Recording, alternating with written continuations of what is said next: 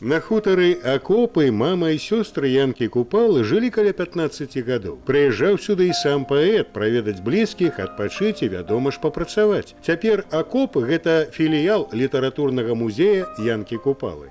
Гэта мясціна, творчая калыска Янкі Купалы. Тут яму вельмі хораша пісалася. Больш 80 твораў паэта маюць памету Акопы. Тут напісаны ўсе яго романтычныя паэмы, п'есы, у тым ліку і знакамітая п'еса «Паўлінка». Сёлета ў дзень нараджэння Купалы у Акопах пасадзілі асаблівы бэз. Гатунак расліны завецца паўлінкай, як і знакамітая камедыя песняра. Дарэчы, новае жыццё маладым кустам з батанічнага саду Акадэміі навук далі супрацоўнікі музея Купалы і акцёры Купалаўскага тэатра. Сярод іх выканальніцы ролі легендарнай паўлінкі Марта Голубева і Юлія Шпілеўская. У меня получалась какая-то слишком интеллектуальная павлинка. Меня часто упрекали, что моя павлинка существует как дама с 3 высшими образованиями. Но если первое время я так тушевалась из-за этого, то потом я решила, что почему нет.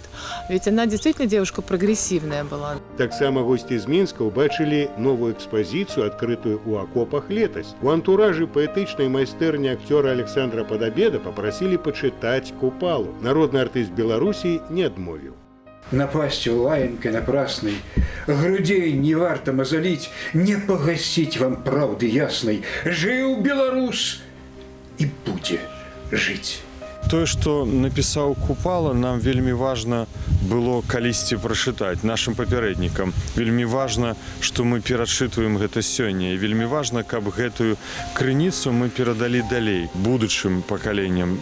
Яшчэ Нацыянальны акадэмічны тэатр імя Янкі Купалы і Дзяржаўны літаратурны музей паэта ладзяць онлайн-фэст «Паўлінка на Купалле», што працягнецца да 12 ліпеня. У рамках праекта можна ўбачыць экскурсію па тэатры ды музеях песняра, сплесці вянок і нават патанчыць з панам Быкоўскім.